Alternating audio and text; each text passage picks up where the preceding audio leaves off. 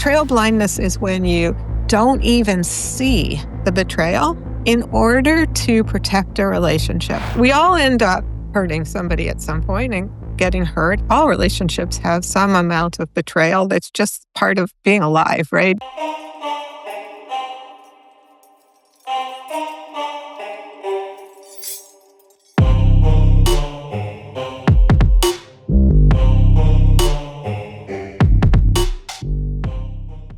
Do you ever look back at this abusive relationship and think, how did I not see this? How did I not see the lies, the manipulation, the double life? This is brutal, right? This isn't stupidity, it's psychology. It actually has a name. It's called betrayal blindness. And today's guest quite literally coined that term. Dr. Jennifer Freyd has written some amazing books, including the groundbreaking book, Blind to Betrayal. And her research really changed how we understand the mind's survival mechanisms. It is so important. It is so validating. And we're really going to unpack why you couldn't see this happening. And we're going to talk about how abusive people sort of exploit this in us. Could you introduce yourself and tell us a little bit about you? Yeah, well, thank you so much for giving me this opportunity to talk with you and your audience. It means a lot to me. I am right now the president of a nonprofit I founded called the Center for Institutional Courage. And I do a lot of other things as well. But for most of my career, I was a professor. I retired just a few years ago. And as a professor, I taught courses and mentored students, but especially I conducted a lot of research. And I developed theories, one of which is called betrayal trauma theory, and betrayal blindness comes from that, but other theories as well. And then in my field, psychology, when you conduct a theory, it's also a good idea to go collect data to test hypotheses that flow from that theory to evaluate it. And so I did a lot of what we call empirical research as well. That is incredible. And I find it so interesting when people choose this field of study because I think there's a lot of misinformation out there, which we're definitely going to get into. Can you tell us a little bit about betrayal blindness? Like, how does that show up?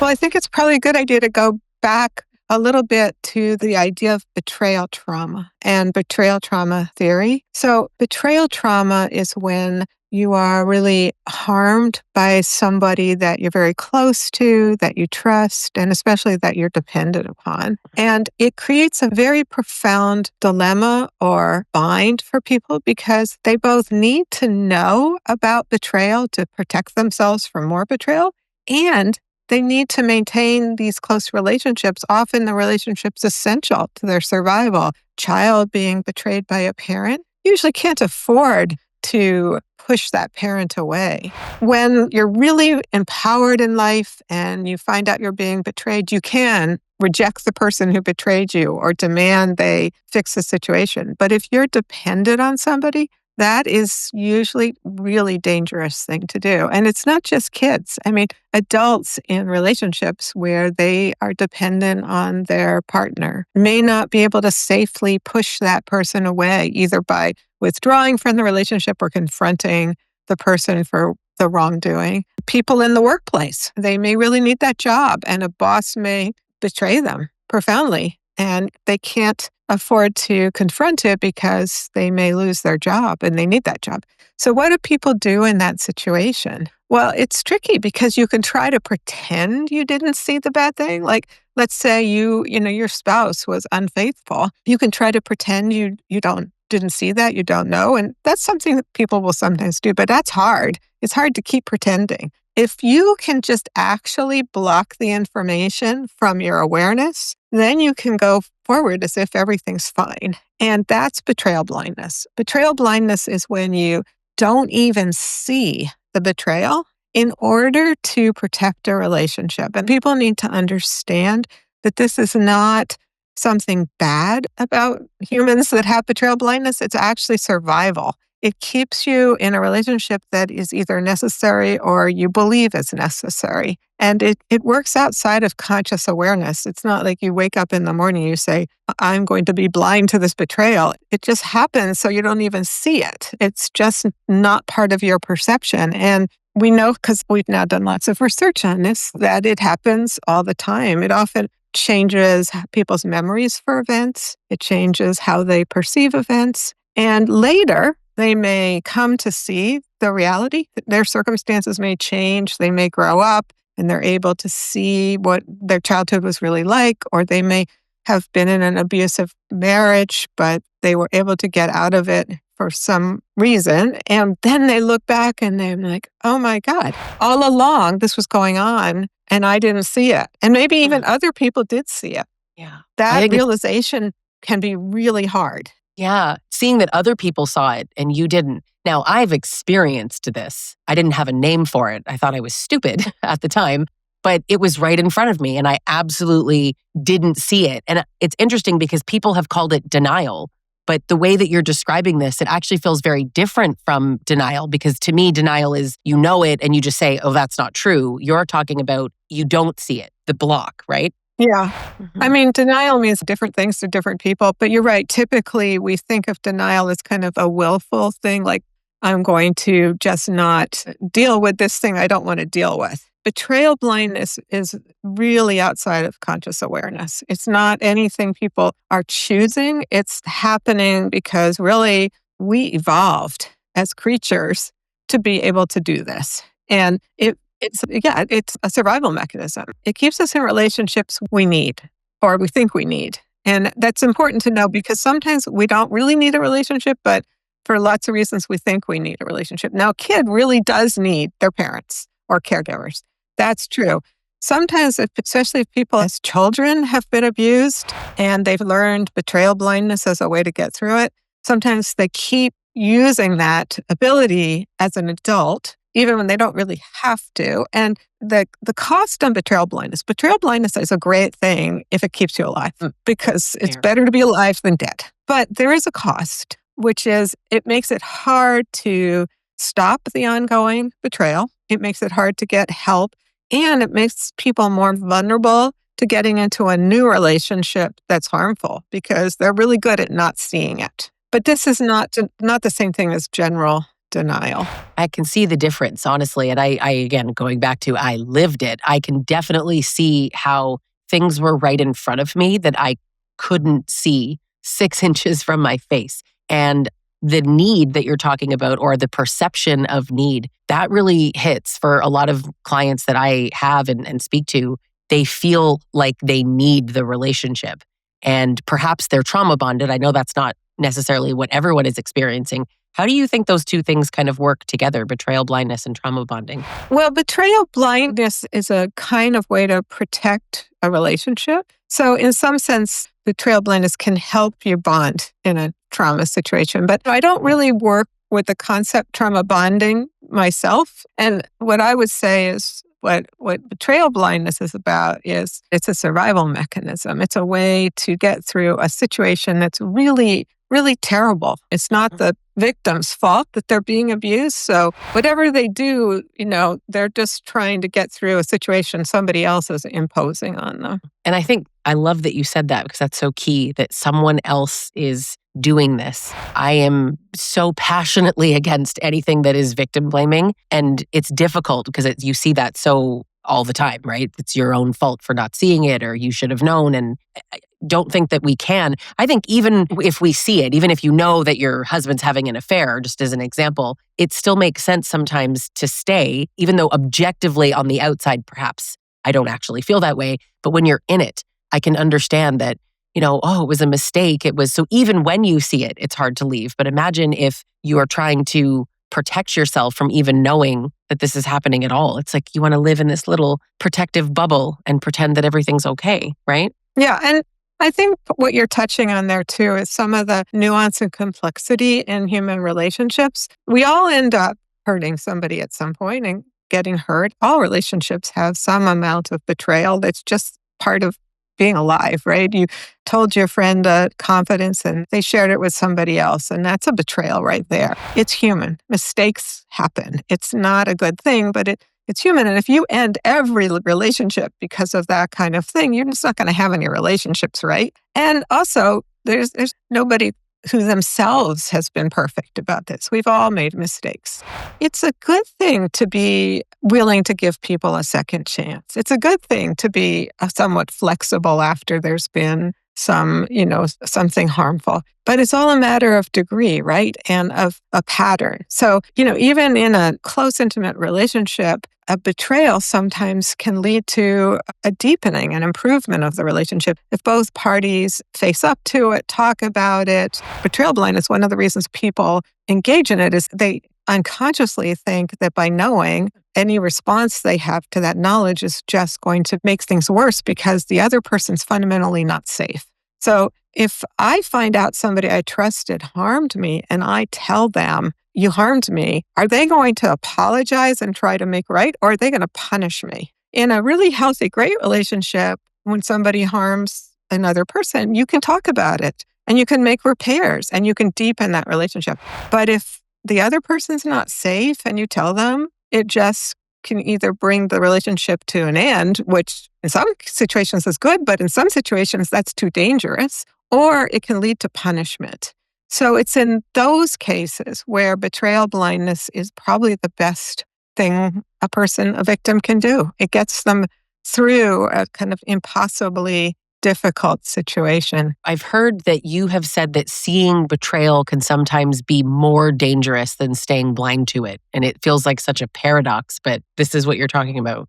Yeah, I've looked at a couple of families where multiple kids were abused by the same perpetrator. And the kids have handled it in different ways. And the kids who were really good at betrayal blindness tended to have a better long-term outcome because they did not get expelled from the family or punished even more. The kids who couldn't be blind, they often had a bad outcome because they withdrew from their parents or confronted their parents in ways that led to getting thrown out of the house or getting more punished. It is true that the blindness can save lives and it can keep people, from getting additional abuse. At the same time, I just want to go back to it does have this big cost too. And so when people are healing from past trauma, ideally, they can get to the point where it's safe for them to remove the blinders and get really realistic about what has happened to them. Because in the long run, that's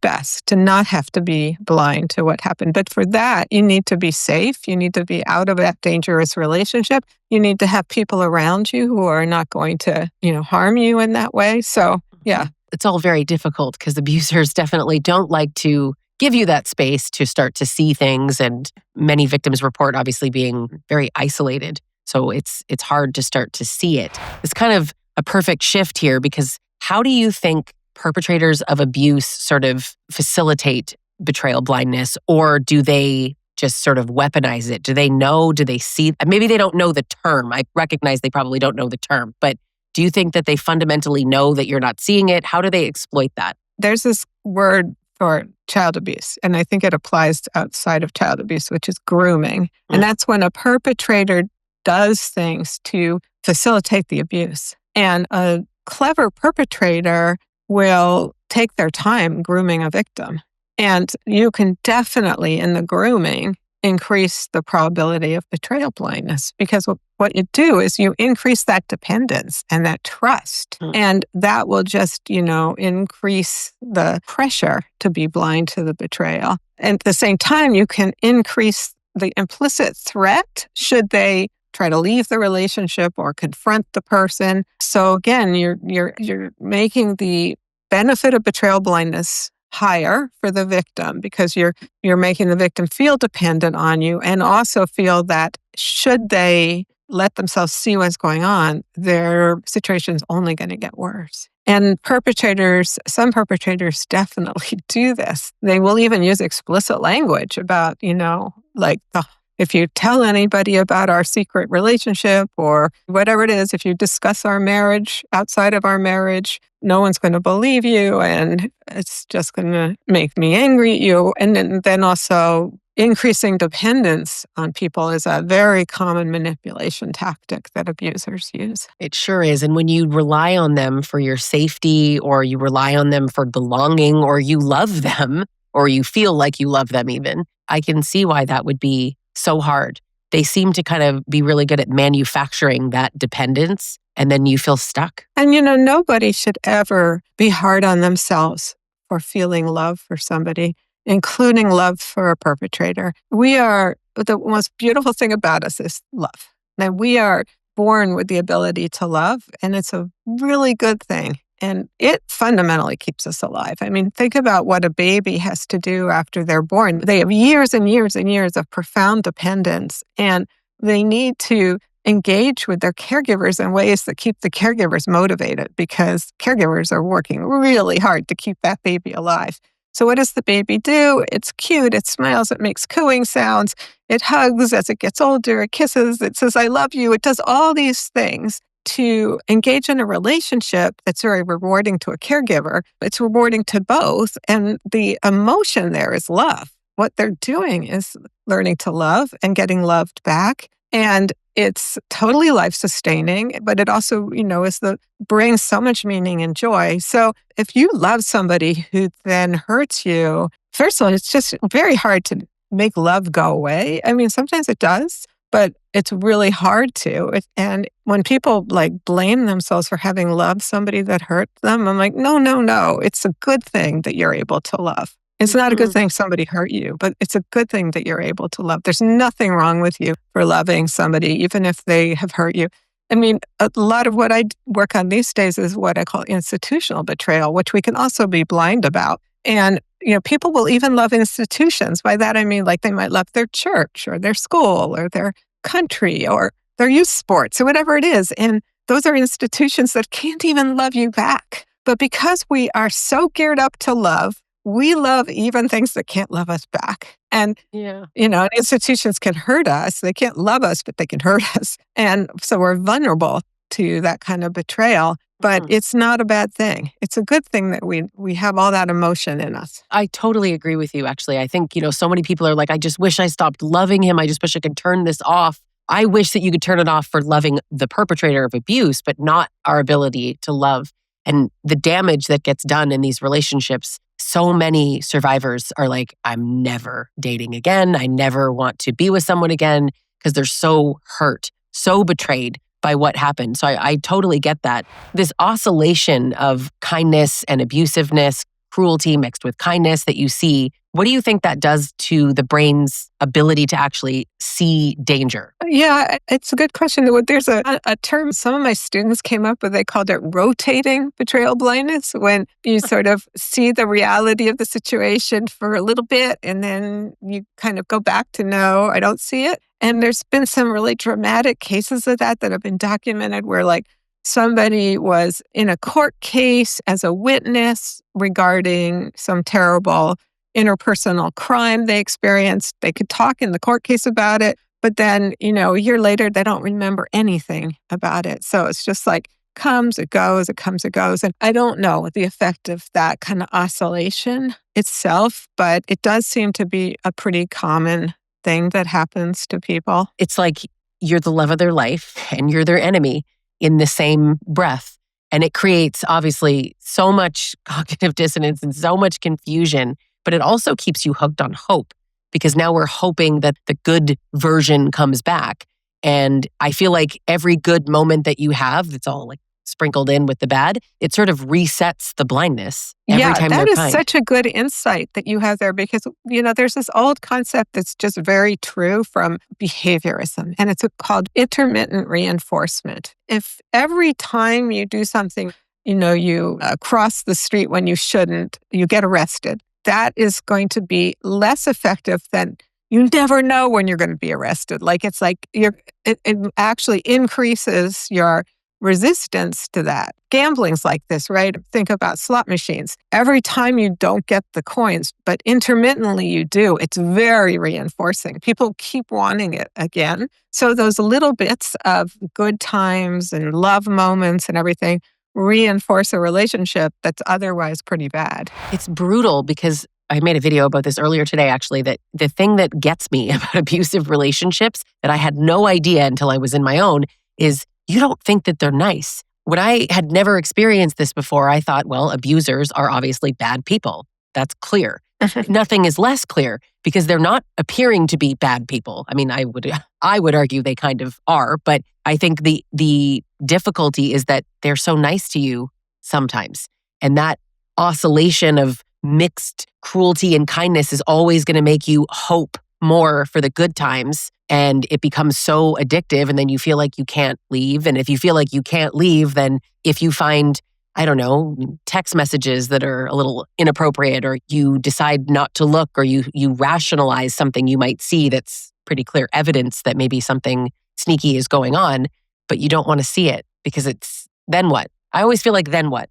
Once if you see it, now you have to make a decision, right? You have to do something. What if you're not ready? Now, gaslighting is also another, number one thing that pathological people do and exploitative, manipulative people do. And I think that this interacts a lot with betrayal blindness. It sort of deepens the dependence on their version of reality. So do you think that this, on an ongoing basis, does it make people more able to believe things that aren't true, or more able to just be completely blind to what's really going on? Yeah, I mean, that's so much at the heart of manipulation, right?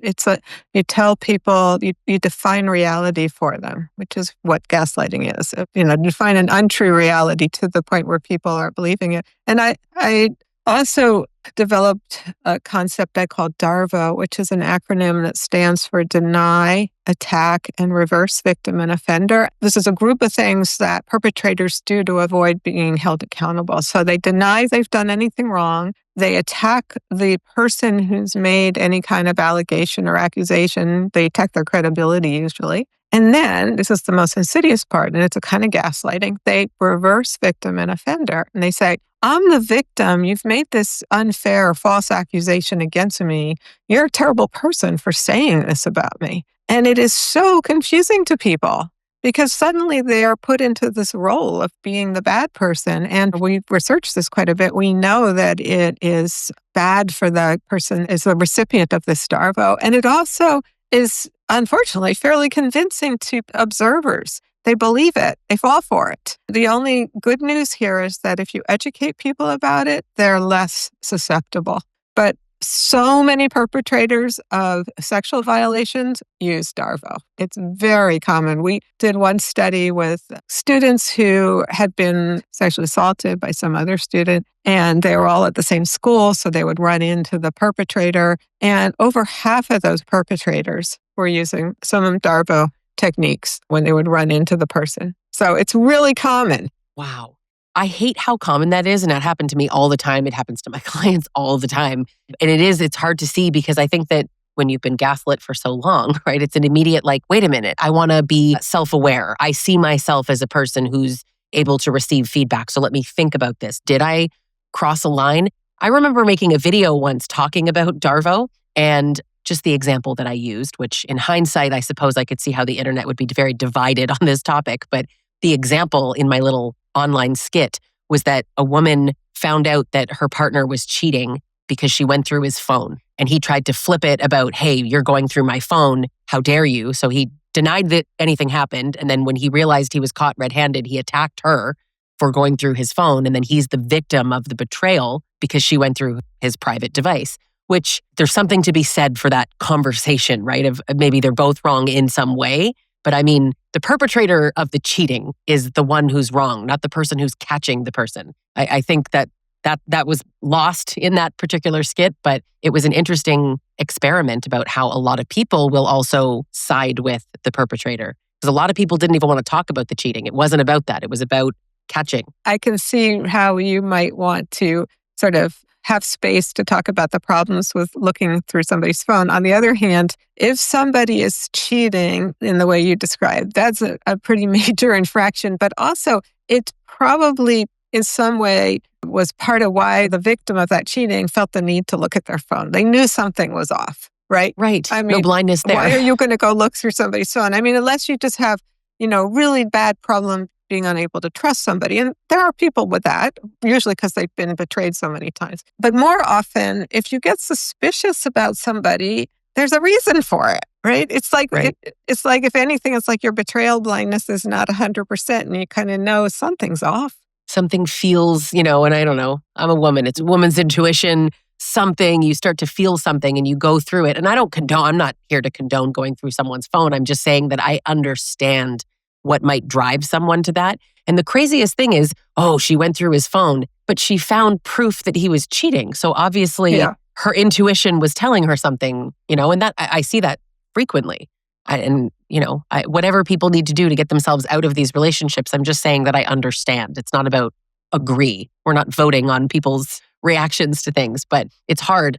And, fear is something that I know is huge. And I talk to my clients all the time about fear of the unknown or of violence. You have said that fear really keeps the blindness intact. How do you mean, is it like the threat of losing someone? What do you think? Yeah, because losing someone is typically, comes at great cost. So the more you have a reason to fear that loss, especially if there's any kind of dependence. So if they're providing you with necessary things, there's the emotional dependence, but often there's also material dependence, like you're, dependent on their finances or you'd be unhoused without them. Or, there's just so many ways people have something to fear. And when they do, that will increase the probability of betrayal blindness because the blindness is solving a problem. Yeah. And I think, on the outside, it just looks like somebody is, again, in denial. But I really want people to take from this that it is a block.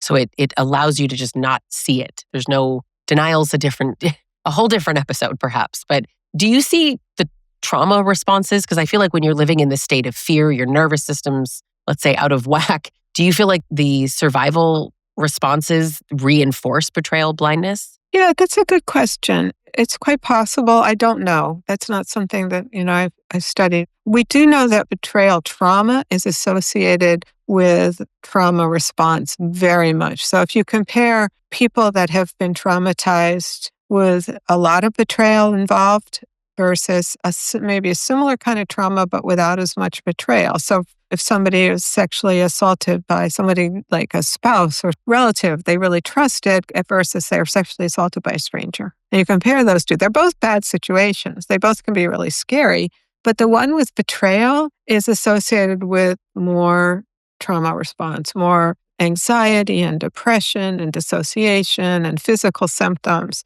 Betrayal is really toxic for people. What I don't know is whether the blindness adds to that. The blindness is protecting people from the outcome of a relationship that becomes more dangerous or a relationship they lose that they need. When this shift happens, maybe when people start to be able to see, like there's too much evidence that just is too clear, too loud, too in your face, what starts to happen for the survivor when they start to come out of this betrayal blindness? Yeah, it can be really a psychological crisis. And of course, it depends whether they're still in the relationship or out of the relationship. A lot of people don't really get a full awareness until they're out of a relationship. Like they may leave somebody and not even entirely know why they're leaving them. And then they get away and then they look back and they're like, oh my God, that's what was going on. Yeah. But sometimes it's within the relationship that blindness starts to break down. And it usually leads to a major psychological crisis for people. They may seem like they've lost their mind and they're so anxious and upset and panicked and freaked out because they're seeing a reality that is truly bad that they've not seen all this time. But it also can really motivate behavior. It often motivates people to get away from a really bad relationship. I think that when you start to see things, and maybe we're even a little bit talking about the cognitive dissonance of like you start to see it, but you're still a little bit like, wait a minute, this doesn't match my perception of this person or match what I think. But it's hard to come out of it and hard to start to see it. But I think the evidence, starting to really zero in on the evidence. What am I seeing? What can't I deny anymore? One situation that will prompt people sometimes to break out of betrayal blindness is related to protecting their own kids. So if they're, for instance, in a marriage with an abuser and the abuser is becoming potentially dangerous to their own kids, sometimes that'll force them out of betrayal blindness because the need to protect their kids overrides the need to protect the primary relationship with their spouse. But it can be a very dangerous, treacherous situation because that spouse really might be very dangerous when the betrayal blindness breaks down. So yeah, that's one of the reasons, it is so dangerous for women or anyone. It's not just women, but it's just usually women who are trying to get out, actually physically out of an abusive relationship. That's a very dangerous time. It is. And I know firsthand when you have kids, it is so difficult because I think there's this difficult piece for any woman who has children with someone like this that's like, I want to leave. Let's say now and you've decided you want to leave, but you now have these issues of how do I move forward with having kids in this? You don't want to give your children over to someone dangerous. It's very, very hard. That's obviously for people with children. Betrayal blindness clearly affects everybody that's in these relationships. And I wish that there was a magic wand that we could wave, but it's hard to see it. The evidence is going to help. What kinds of physical reactions do you think people experience when they have these little breakthroughs and they start to see things? What have you seen? Yeah, well, again, it's not something I've directly measured or studied, but things that go along with sort of a trauma response include physical discomfort, like insomnia, achiness, pain, all over and in particular places, stomach issues, headaches. I mean, the body reacts to these situations. And so whenever you have a psychological crisis of awareness, it usually does have all these physical symptoms that go along with it. I know for me, it was panic. I felt like overwhelming panic. It was like my whole body was tingling or hot.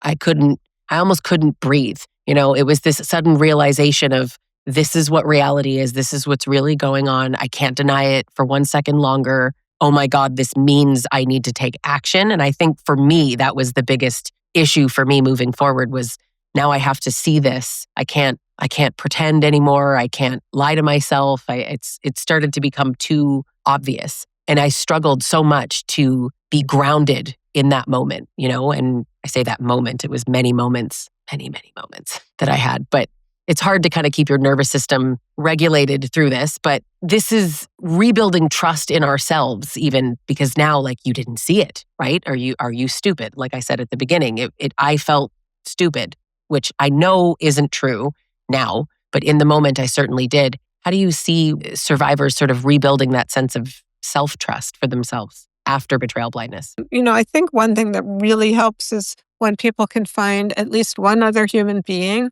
who supports them and it offers a healthy relationship, because trust is so much a part of relationships. And if you are able to trust another person and they're able to trust you, it makes it a lot easier to trust yourself. It's hard to do that work without a trusting relationship. Some years back, I wrote a book called Blind to Betrayal with Pamela Burrell. And our last chapter is basically about healing and sort of tries to answer the question you just asked. And one of the things we offer in that section is how to assess a relationship to find out if it is a safe relationship for you, if it is one that's going to let you regain the ability to make good trust decisions for other people and yourself. And it's never going to be perfect. You can always get betrayed by somebody, have every reason to trust. It's never going to be 100%. But there are things that you can look for in people that are clues as to whether it's a healthy relationship. And yes, so we kind of list some of those things. You can ask yourself, is this a quality of this relationship? And if it's not, it's probably not a good relationship to stay in. And if it is, it's really potentially one from which you can grow and heal and relearn how to safely trust another person and then how to trust yourself. I always tell people to check in with how you feel and see what you know, write down what you know to be true to sort of reconnect with this idea of trusting yourself. Because after all this DARVO and not seeing things, I know the feeling of coming out of this, and it's chaos in our minds. I really appreciate all this, work that you do around this topic, because giving names to things, it's huge. People need language to be able to identify this, because something I talk about a lot is how we don't know that it's abuse. You don't know what's happening. And if you don't have names for things and you don't have the language to share, to ask for help, even with friends and family, let alone professionals, it can be really confusing for people. So I appreciate all that you've done to bring this topic. I mean, as you might know or guess, a lot of where I get my inspiration is from my own experiences in the world and my own need to name what I've gone through and what I've observed happening to other people to make it less confusing. I'm going to take you to our little final section of the episode today, which is called Real Talk from the Comment section. So I'm just going to read you one by one 2 comments from my comment section on an old video that I made about betrayal blindness. I wasn't necessarily explaining it in full, but I was talking about the concept and why we don't see it. And so I'm going to read you these 2 comments, and I'm just curious what your professional opinion is on these ridiculous comments. So the first one is, these women act like they were hypnotized. At some point, you have to take responsibility for being stupid. Whoa, this seems like a DARVO comment, right? It's attacking the credibility of the person and putting them into this. Well, yeah, it's really going for their credibility and saying they're stupid for having this reaction. Low blow. But it raises a lot of red flags, doesn't it? Like, what would make a person need to say that? I know. The internet's a wild place, The comment sections are, I picked some that were appropriate for sharing, but some are just downright mean. And I typically block people, but not before I screenshot some of these comments for the podcast. But so the next comment is, oh, please. You ignored all the signs and stayed anyway. You just didn't want to see the truth. That's not his fault. You ignored every red flag and now you want sympathy? Grow up, lady. That's missing the whole point, isn't it? Where you have betrayal blindness as a way to survive an untenable situation. And it's never the fault of the victim for coping with being victimized. It's always the fault of the perpetrator for having done it. Right. I always feel like we need different language. We always ask, why did you stay? No, why did he make it so difficult for you to leave? I think we need to just reframe a lot of conversations. But I think what's interesting too when men leave these comments is men are not immune to betrayal blindness, sir. Yeah. So could happen to him too. Not that I wish that on anybody because it's horrible, but it's really unfair, the way that perpetrators speak to victims and the way that victims get treated by society. Betrayal blindness just isn't about stupidity or weakness or denial. Your brain is protecting you and it's unconscious. And that's the part that I feel like people kind of gloss over is like you chose not to see. That's not what this is. That would be closer to denial. This is not seeing it. It's a block. So yeah. What do you want survivors to know when they start to see the truth about their own betrayal? I want survivors to be really kind to themselves, really compassionate to themselves, to celebrate that they survived. I mean, that's why we say survivors. They are alive. And they survived through these abilities like betrayal blindness, and they did whatever they had to do to survive that situation. And now it takes a whole lot of courage to, reevaluate everything and face up to the reality. It takes a whole lot of courage. So that's hard. That's really hard, but it's really great. And so be compassionate for yourself in the past and celebrate what you're doing now because it's really great. I love that. Thank you so much, Dr. Freyd, for being here. And I'll link ways for people to, read your books and interact with your projects now in the description. But thank you so much for being here. I really appreciate your time. Thank you for having me.